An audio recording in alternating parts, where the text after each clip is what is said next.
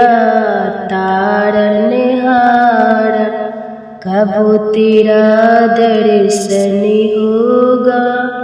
जिनकी प्रतिमा इतनी सुंदर, ओ कितना सुंदर होगा, ओ कितना सुंदर होगा। हरे कृष्णा। आप सभी का दिन शुभ और मंगलमय हो और कान्हा जी आप सभी की मनोकामनाएं पूर्ण करें। आज आप सुनिए कार्तिक मास महात्म्य का अध्याय 11। आज का अध्याय शुभारंभ करने से पहले आपको सुनाते हैं पीपल पथवारी की कहानी और शनि देव की कहानी। किसी गांव में एक गुजरी रहा करती थी। वह दूध दही बेचकर अपने परिवार का पालन पोषण करती थी।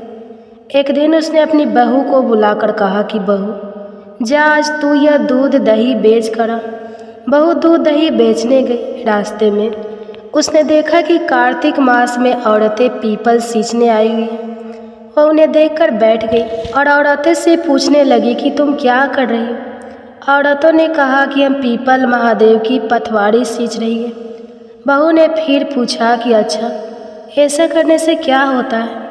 तब औरतों ने बताया कि ऐसा करने से अन्य धन की प्राप्ति होती है। अगर किसी का पति वर्षों से बिछड़ा हुआ है तब वह मिल जाता है। औरतों की सारी बात सुनकर वह गुजरी की बहू बोली कि तुम तो पानी से सींच रही हो, मैं तो दूध दही से सींचूंगी। अब गुजरी की बहू हर रोज आती और सारा दूध दही पीपल की पथवारी को सींच कर चली जाती। उसकी सास उससे वापस लौटने पर हर रोज पैसों के बारे में पूछती तो वह कह देती कि माँ जी, कार्तिक का महीना ख़त्म होने दो, मैं सारे पैसे लाकर दे दूँगी। कार्तिक का महीना पूरा होने पर पूर्णिमा की तिथि आ गई।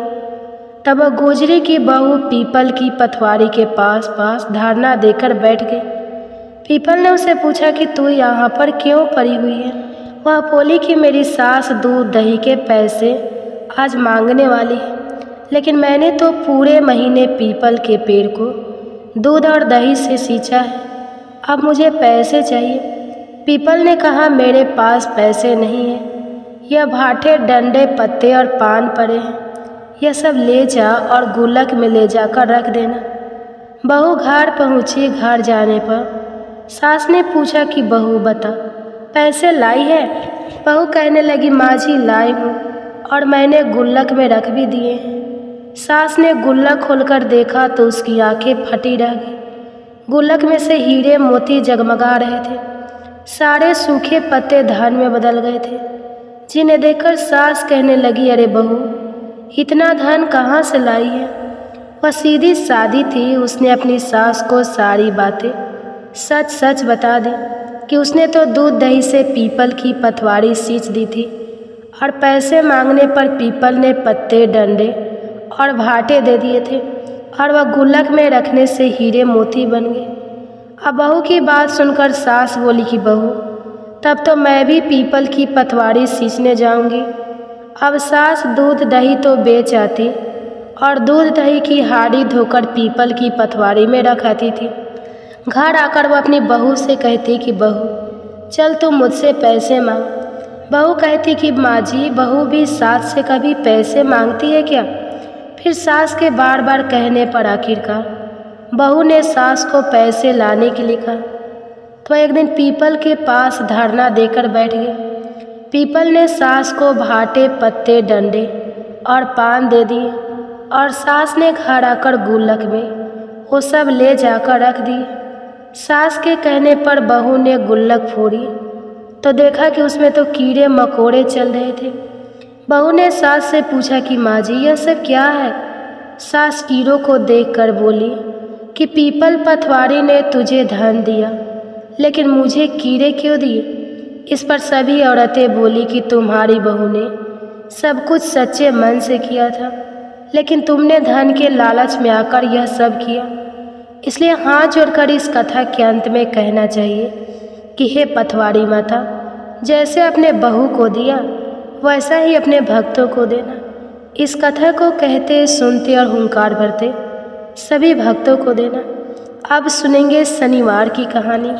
एक ब्राह्मण था, उसका पाठ करने का नियम था। वह पाठ करने जा रहा था। रास्ते में शनीश्वर महाराज मिले तो ब्राह्मण ने पूछा कि कहाँ जा रहे हो। तब शनेश्वर भगवान बोले कि राजा के लगने जा रहा हूँ। ब्राह्मण ने सोचा कि राजा के लगेगा तो सारी प्रजा दुखी होगी, तो उसने शनीश्वर भगवान से कहा कि आप मेरे लग जाओ। तब शनीश्वर भगवान बोले कि कितने समय के लिए लगूं। तो ब्राह्मण कहने लगा 7 साल की ना ओटी जाए, 5 साल की ना ओटी जाए, 2.5 साल की ना ओटी जाए, 1.25 साल की ना ओटी जाए। तो उसने 1.25 पहर की ओट ली और नदी के किनारे जाकर बैठ गया। वह सोचने लगा कि 1.25 पहर तो पूजा करने में ही बीत जाएगा। वह ब्राह्मण आसन बिछाकर पाठ करने लगा। ओम नमो भगवते वासुदेवाय नमः 5 बार कह के माला फेरने लगा। नदी में तो मतीरे बहे जा रहे थे। उसने निकाल कर अपने पास रख लिए। देखते ही देखते वह दोनों मतीरे राजा के बेटों के सिर बन गए। फिर ब्राह्मण के पास शनिदेव आए और बोले, ब्राह्मण, तुमने राज के लड़कों के सिर काट कर रखे हैं। तब ब्राह्मण बोला, किसी को मत कहना कि मुझे शनि की दशा लगी है। उसके बाद शनिदेव वेश बदल कर नगर में चले गए। वहाँ जाकर उन्होंने एक आदमी से कहा कि नदी के किनारे एक ब्राह्मण के घुटने के नीचे राजा के बेटों को सिर पड़े हैं। देखते ही देखते यह बात पूरे नगर में फैल गई। जब यह बात राजा को पता चली तो राजा ने कहा कि ब्राह्मण को सूली पर चढ़ा दो।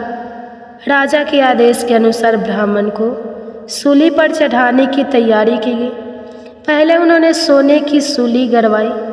जैसे ही वह ब्राह्मण को सूली पर चढ़ाने लगी, वह टूट गई। इस तरह उन्होंने चांदी की, फिर तांबे की और फिर लोहे की भी गड़वा, लेकिन वह सब ही टूट गई। वह जिस भी धातु की सूली गड़वा रहे थे वह टूटती जा रही थी। इतनी देर में 1.25 पहर पूरा हो गया। राजा के बेटे खेलते खेलते घर आ गए। तब रानी बोली, महाराज, ब्राह्मण को तो सूली पर चढ़ा दिया होगा, आप जाकर देखिए, नहीं तो हमें ब्राह्मण हत्या का पाप लग जाएगा। जब राजा वहाँ पहुँचा तो उसने देखा कि ब्राह्मण तो पाठ कर रहा है। तब राजा ने ब्राह्मण से पूछा, यह सब क्या है? तब ब्राह्मण ने कहा, महाराज, मैं जा रहा था, रास्ते में मुझे शनि महाराज मिले। मैंने उनसे पूछा कि कहाँ जा रहे हो? उन्होंने कहा, मैं राजा के लगने जा रहा हूँ। मैंने उनसे कहा कि अगर तुम राजा को लगोगे तो सारी प्रजा दुखी होगी, इसलिए तुम मेरे लग जाओ। तब शनिदेव बोले, कितने साल का लगूं? मैंने कहा, मुझसे 7 साल, 5 साल, 2.5 साल या 1.25 साल की ना उठी जाएगी, इसलिए मैंने 1.25 पहर की मांग ली।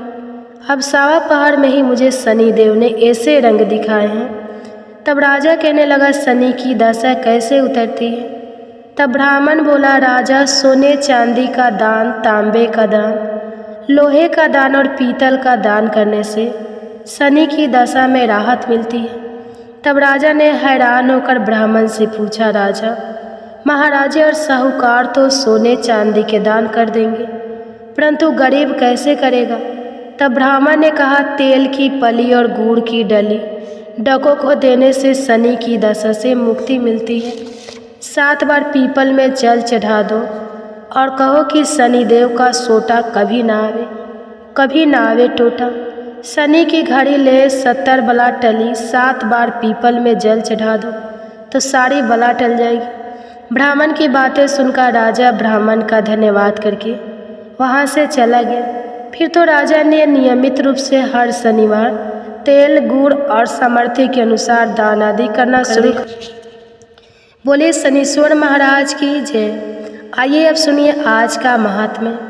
इससे पहले की वीडियो में आपने सुना था कि किस प्रकार एक राक्षसी को तुलसी मिश्रित जल स्पर्श करने से प्रेत योनि से मुक्ति मिल गई थी। तब राजा पृथु ने हाथ जोड़कर देवर्षि नारद से कहा कि हे महाराज, आप भगवान की पूजा का महात्म्य भी सुनाने की कृपा कीजिए। देवर्षि नारद ने तो राजा पृथु के सभी प्रश्नों का उत्तर दिया ही था। जब राजा पृथु ने इस प्रकार निवेदन किया तब देवर्षि नारद बीना बजाते हुए नारायण नारायण कहकर कहने लगे कि हे राजा पृथु, जो मनोविनोद अर्थात हंसी में भी भगवान का भजन कर लेता है उसको भी परम पद की प्राप्ति होती है, और जो श्रद्धा युक्त होकर भजन करता है उसके महात्म का तो कभी वर्णन ही नहीं किया जा सकता। इस संबंध में हे राजा पृथु, मैं एक अति प्राचीन इतिहास तुम्हें सुनाता हूँ, ध्यानपूर्वक सुनो। देवर्षि नारद कहने लगे, कलिंत पर्वत पर दीर्घपुर नामक नगर में सुबाहु नाम का एक अत्यंत धर्मात्मा राजा राज्य करता था। वह प्रजा का पुत्र के समान पालन करता था और उसकी प्रजा भी उससे बहुत प्रेम करती थी। उसके ध्रुमकेश नाम का एक पुत्र था जो अत्यंत दुराचारी पर स्त्रीगामी चोर और जुआरी था। पुत्र के दुराचरणों को देखकर राजा सुबाह ने उसे समझाने का अनेक बार प्रयास किया। उसे अनेकों बार प्रताड़क व किसी प्रकार नहीं माना। एक दिन खेलते हुए उसकी गेंद छोटी रानी के महल में जा गिरी। जब वह गेंद लेने के लिए महल में गया तो उसकी विमाता छोटी रानी उस पर मोहित हो गई और उन दोनों ने कामा होकर भोग विलास किया। जब राजा को इस बात का पता चला तो राजा ने धूम्रकेश को प्राण दंड तो नहीं दिया, परंतु उसे अपने राज्य से बाहर निकाल दिया। अब राजकुमार वन में रहकर हर दिन मांस मदिरा खाता पीता और रात को वैश्या के यहाँ निवास करता। चोरी आदि करके जो भी धन उससे मिलता वह सब वैश्या को दे दिया करता। इस प्रकार अनेकों वर्ष बीत गए। एक समय वह भटकते भटकते वृंदावन में पहुँच गया। वृंदावन में धूम्रकेश ने सत्यव्रत नामक एक परम विष्णु भक्त को देखा जो अपना घर बार छोड़कर कार्तिक मास में वृंदावन में ही रहकर भगवान का पूजन करता है और केवल कंद मूल और फल खाया करता था। वह भक्त प्रतिदिन भगवान से प्रार्थना किया करता कि हे भगवान, इस दुख रूपी संसार में डूब रहे मुझ दीन की आप रक्षा कीजिए। मैं राधा जी सहित आपको बारंबार नमस्कार करता हूँ। प्रेम मग्न होकर वह भक्त कभी कभी रोने, कभी गाने तो कभी नाचने लगता था। धूम्रकेश ने उस भक्त का जब ये क्रियाएं देखी तो रात को वैश्या के घर आकर मिट्टी की एक मूर्ति बनाकर वैसे ही सब काम उसने भी किए जैसा वह विष्णु भक्त किया करता था। अंत में स्तुति आदि करके वह वैश्य के घर से ही सो गया। देव योग से राजा के दूत भी उसी समय वहां आ गए और उनके हाथ से धूम्रकेश मारा गया। अब जब वह मारा गया तो यमदूत उसे महापाप समझकर मारते हुए पकड़कर यमराज के पास ले गए। धूम्रकेश को देखते ही यमराज अपने सिंहासन से खड़े हो गए और पार्द अर्घ आदि देकर उसका सत्कार किया। फिर अपने दूतों को फटकारते हुए कहा कि तुम्हें धिक्कार है। जब हमने यह आज्ञा दी हुई है कि विष्णु भक्तों को यहाँ पर मत लाओ, फिर तुम यह सब धूम्रकेश को क्यों लेकर आए? उसने तो कार्तिक मास का व्रत वृंदावन धाम में चाहे हास्य विनोद में ही किया हो, फिर भी वह बैकुंठ लोक में जाने का अधिकारी है। बैकुंठ लोक में भोजने से पहले यमराज ने धूम्रकेश को अपने निकट बैठाकर कहा कि भगवान की भक्ति 9 प्रकार की है। उनकी कथा सुनने से राजा परीक्षित, कीर्तन से सुखदेव, स्मरण से प्रहलाद, चरणों की सेवा से लक्ष्मी जी, पूजा से पृथु, वंदना से अक्रू, दास से भाव से अर्जुन और आत्मनिवेदन से राजा बलि, ये सब जिस प्रकार परम पद को प्राप्त हुए हैं उसी प्रकार चाहे हास्य से ही सही तुमने भगवान की पूजा की, मगर फिर भी तुम स्वर्ग के अधिकारी हो। यद्यपि अपने जीवन में किए गए पापों और दुष्कर्म के कारण तुम घोर नरक के अधिकारी थे, परंतु क्योंकि तुमने कार्तिक मास में भगवान की पूजा की है, अब तो निश्चय ही तुम्हें बैकुंठ लोक प्राप्त होगा। कार्तिक मास में की गई भगवान की पूजा कभी भी निरंथक नहीं जाती। जहाँ पर भगवान शालिग्राम है वहीं पर गंडकी नदी और अन्य तीर्थ हैं। धूम्रकेश को कुछ भी ज्ञान नहीं था, इसलिए उसने हाथ जोड़कर यमराज से पूछा कि हे स्वामी, भगवान सभी नदियों को छोड़कर गंडकी को कैसे प्राप्त हुए? कृपया करके मुझे भी बतलाइए। तभी यमराज कहने लगे कि किसी समय वेदशिरा नामक ऋषि सब लोगों के हित की कामना से गंगा जी के तट पर तपस्या कर रहे थे। उनके इस घोर तप से भयभीत होकर देवराजेंद्र ने ऋषि की तपस्या भंग करने के लिए मंजू घोष नाम की अप्सरा को भेजा। मंजू घोषा उस रमणीय स्थान में क्रीड़ा करते हुए अपने रूप और यौवन का प्रदर्शन करके हाव भाव दिखाने लगी। फिर उसी स्थिति में उसने मुनि के चरणों का स्पर्श किया तो उनके रोमांच खड़े हो गए। तत्पश्चात मुनि को अपनी वशीभूत जानकर मंजू घोषा ने अपनी दोनों भुजाएं उनके गले में डाल दी। तब क्रोधित होकर मुनि ने श्राप दे डाला कि तुम मुझे इस संसार सागर में डालने को तत्पर हुए हो, इसलिए तुम नदी बन जाओ। मुनि का श्राप सुनकर मंजू घोषा रोने और बिलखने लगी। उसने प्रार्थना करते हुए मुनि से कहा, मुनि, मैं श्राप के योग्य नहीं हूँ, आप मुझे क्षमा कर दीजिए। उसकी प्रार्थना से द्रवित होकर मुनि ने कहा कि जिस समय भगवान विष्णु वृंदा के श्राप वर्ष शिला रूप होकर तुम में अर्थात गंडकी में स्थिर होंगे, तब तुम भगवान को धारण करने वाली होगी।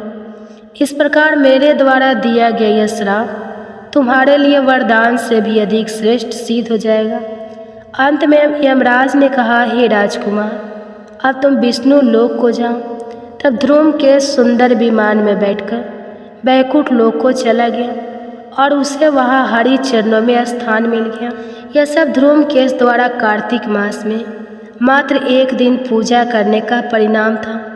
यह कहकर नारद जी ने कुछ समय के लिए अपनी वाणी को विराम दिया। इसके आगे का वृतांत आप सभी अगले अध्याय में सुनिए। आप सुनिए आप लक्ष्मी माता और विष्णु भगवान की कथा, और उसके बाद सुनेंगे तुलसी चालीसा पाठ और तुलसी माता की आरती।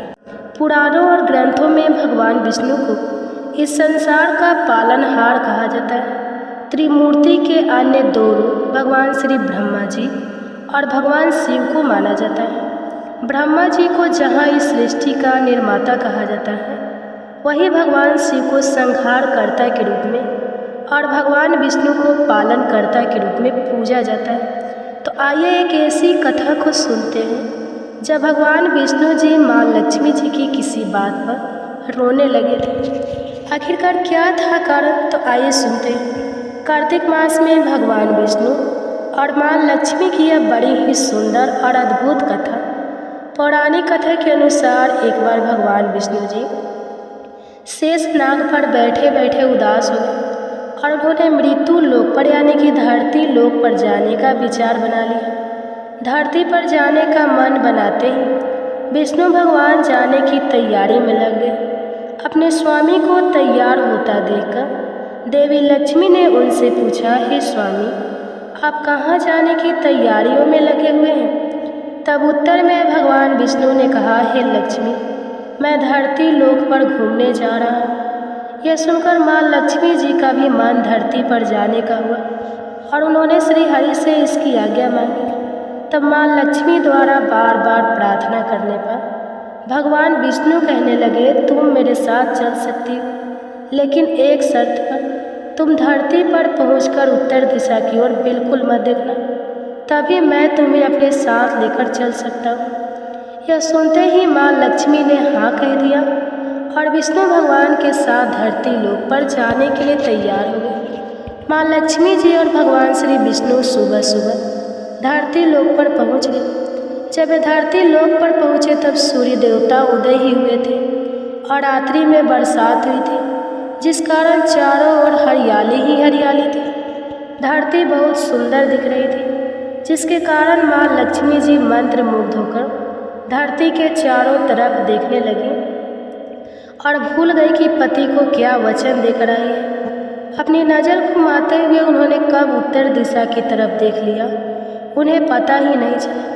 मन ही मन इतना मुग्ध हो गई कि माँ लक्ष्मी ने जब उत्तर दिशा की तरफ देखा तो उन्हें एक सुंदर बगीचा नजर आया। उस ओर से भीनी भीनी खुशबू आ रही थी और उस बगीचे में बहुत ही सुंदर सुंदर और तरह तरह के फूल खिले हुए थे।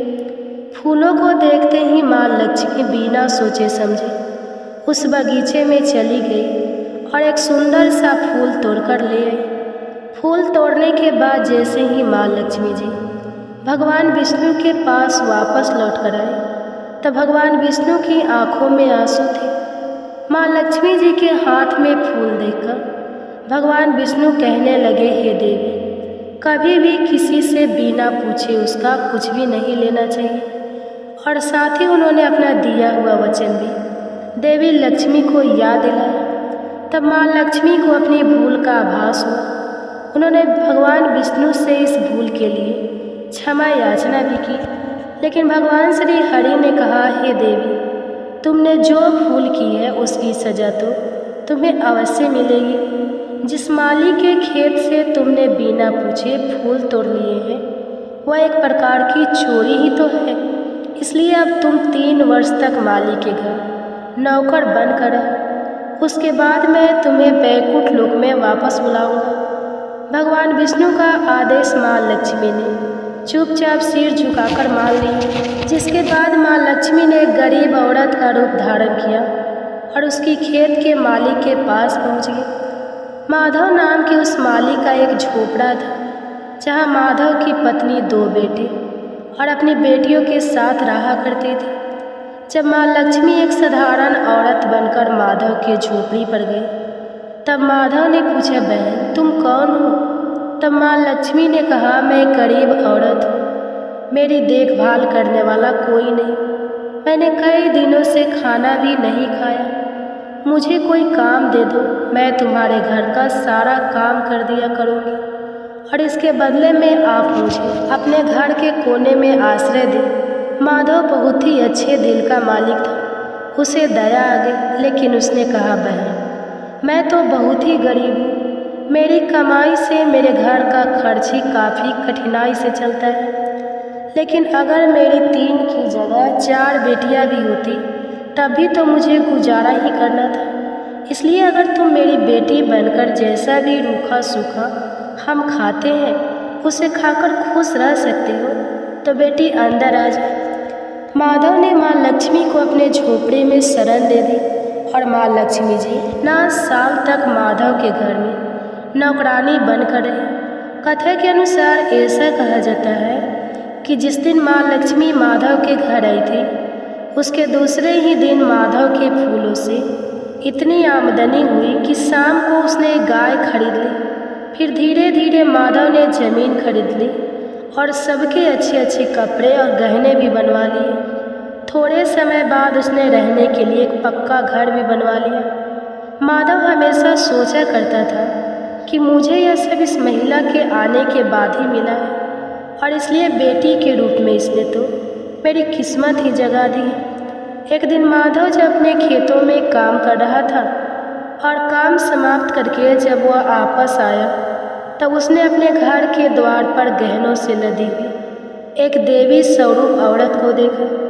जब वह उनके पास गया तब उसे आभास हुआ कि यह तो मेरी मुँह बोली चौथी बेटी यानी कि वही औरत है।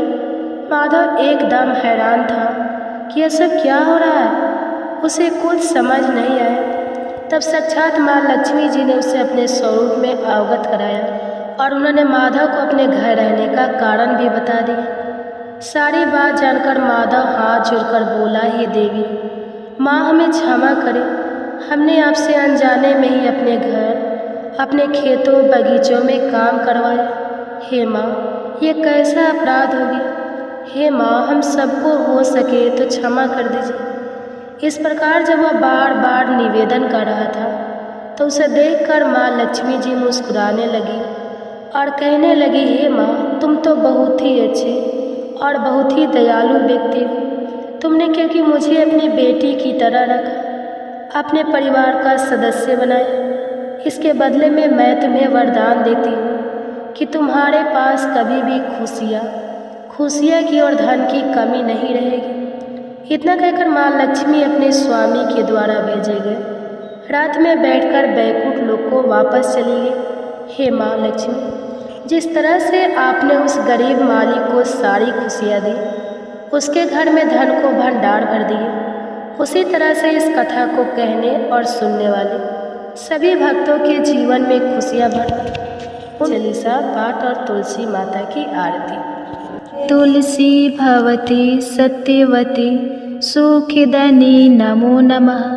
हरि प्रेसी श्री वृंदा गुण खानी, श्री हरि शीस विरजन देहु, अमर वर्य जनहित हे वृंदावनी, अब ना करहु विलंब, धन्य धन्य श्री तुलसी माता महिमा, अगम सदा श्रुति गाता हरि के प्राणों से तुम प्यारी, हरहि हेतु किन्हो तपरी, जब प्रश्न है दर्शन दीन हो, तब कर जोरु विनय उसकी हो, हे भगवंतम कंत मम होए, दीन जानी जान छाड़ जा, सुनि लक्ष्मी तुलसी की बानी, दीन हो श्राप कथ पर आनी, उस आयोगी वर मांगन हारी, हो बीट पर तुम जर तनुधारी, सुनि तुलसी सपति माहु,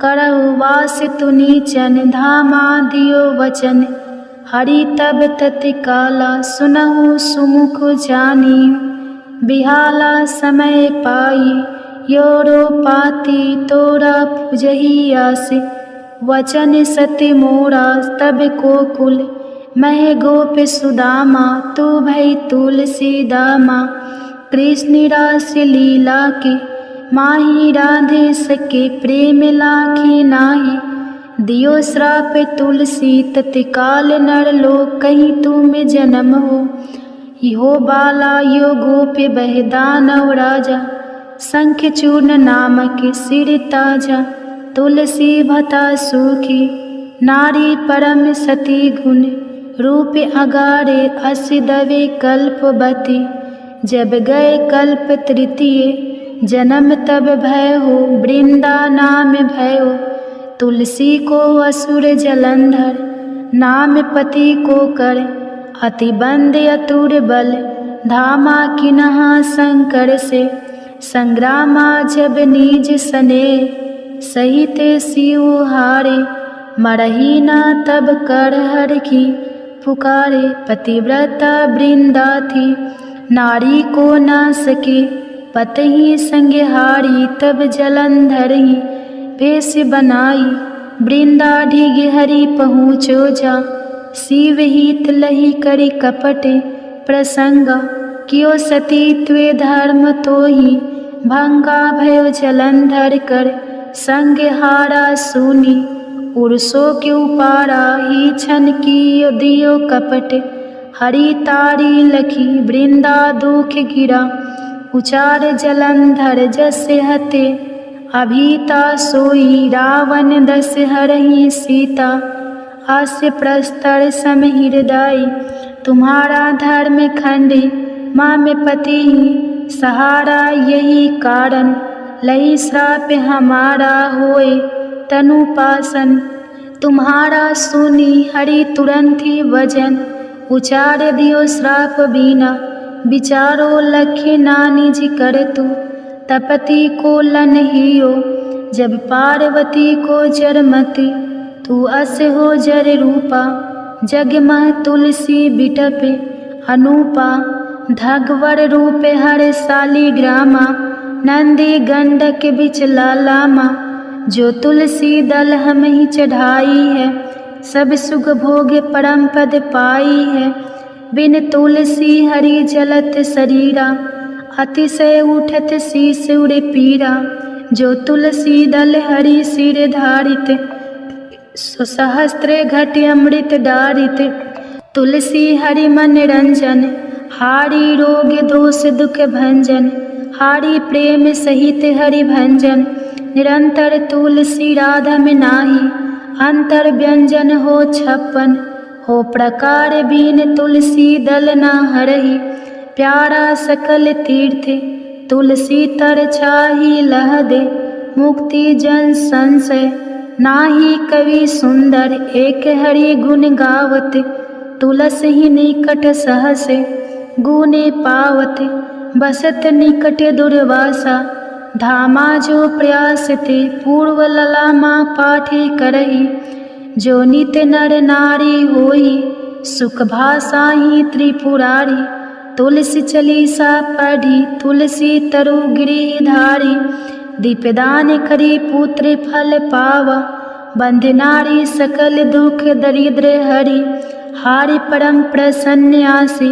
धन जन गही, कर बसही पूर्णात्रही, अभिमत फल जगत महिला ही, पूर्ण सब काम कज दलही, तुलसी तक सहज बसही, हरि राम तुलसी महिमा, नाम लखि तुलसी सुत सुखी, राम मानस चालीसा, रचो जग मह तुलसीदास।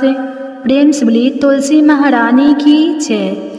जय तुलसी महारानी नमो नमः, हर की पटरानी नमो नमः, तुलसी महारानी नमो नमः, धन्य तुलसी पुरन तप कीनो, शालीग्राम बनी पटरानी नमो नमः, तुलसी महारानी नमो नमः, हर की पटरानी नमो नमः, जाके पत्र मंजरी कोमल श्रीपति, कमल चरण लपेटानी नमो नमः, तुलसी महारानी नमो नमः, हरि की पटरानी नमो नमः, कौन महीने बोई रानी, तुलसा कौन महीने हुई हरियाली, नमो नमः, तुलसी महारानी नमो नमः, हर की पटरानी नमो नमः, कौन महीने हुई तेरा पूजा, कौन महीने हुई पटरानी नमो नमः, तुलसा महारानी नमो नमः, आषाढ़ मास में बोई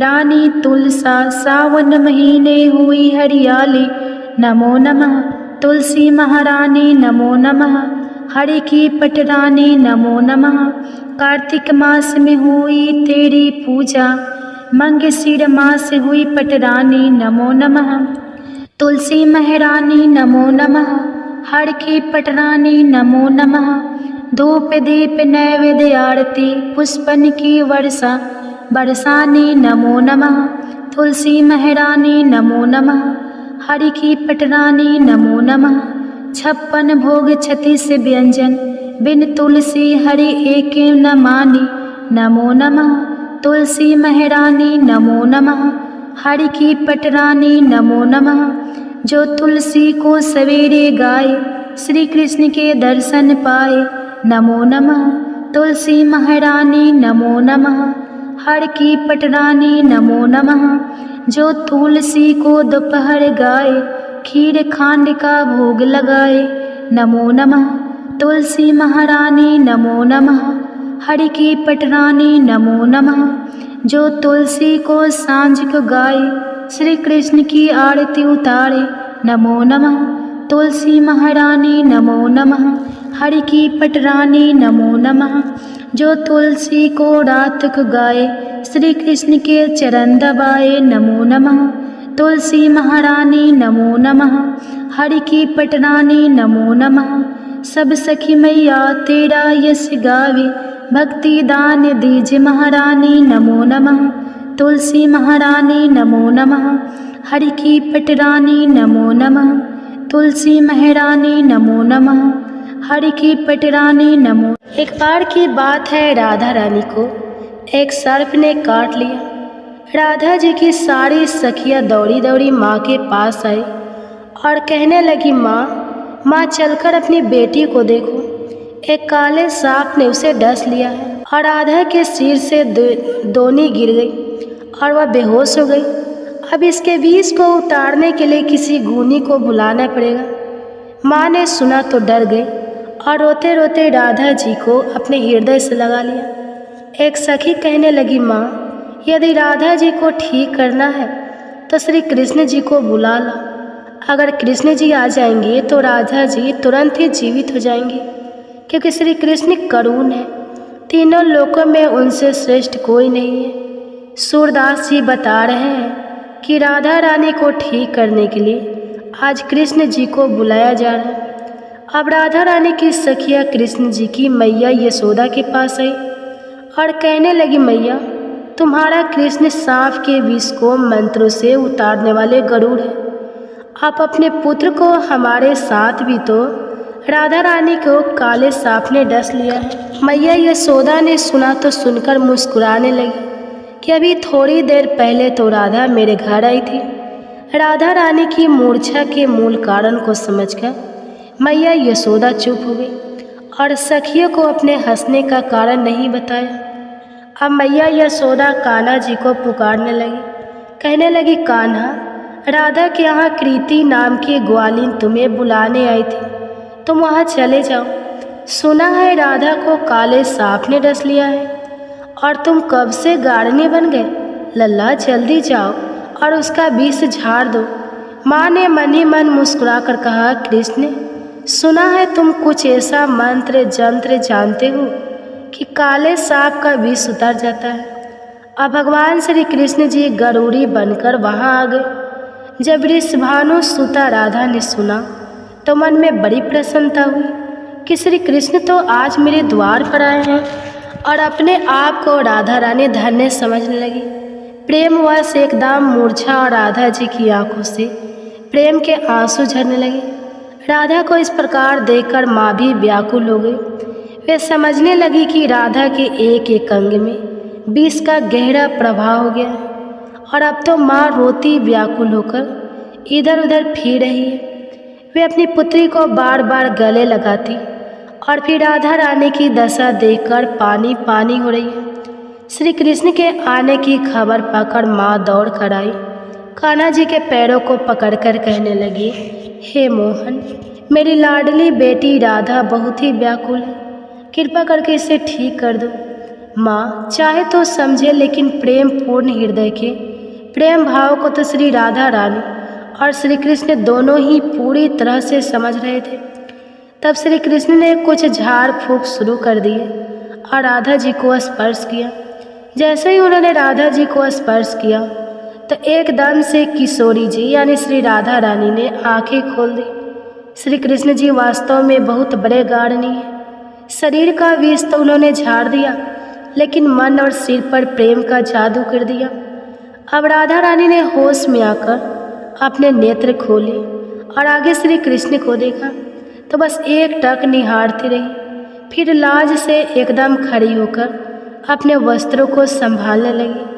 फिर राधा रानी ने अपनी माँ से पूछा, माँ आज क्या है, सब लोग यहाँ इकट्ठे क्यों हैं? माँ बोली, राधे, तुम्हें सांप ने डस लिया था और तुम्हें तो अपने तन मन की कोई सुध ही नहीं रह गई थी। अब माँ राधा रानी को बताने लगी कि श्री कृष्ण के मंत्रों को द्वारा तुम्हारा उपचार हुआ है। राधा रानी की माँ बार बार कुंवर कन्हई की बड़ाई करने लगी। माँ ने श्री कृष्ण के मुख को चूमा, गले से लगाया और फिर अपने घर भेज दिया। वह कहती है कि मैया यशोदा की कोख धन्य है, उनकी कोख धन्य धन्य है जिससे श्री कृष्ण जैसे सुपुत्र का अवतार हुआ है। इन्होंने तो तुरंत ही ऐसा उपाय कर दिया कि मेरी बेटी को जिंदा कर दिया। अब माता मन ही मन सोचने लगी कि राधा कृष्ण की यह जोड़ी तो मानो भगवान ने सोच समझ कर बनाई है। ब्रज के घर घर में अब यह चर्चा चल पड़ी कि कृष्ण जी बहुत बड़े गाढ़नी हैं और भगवान ने इस तरह से और भी बहुत सारी सुंदर प्रेम लीलाएं ब्रज में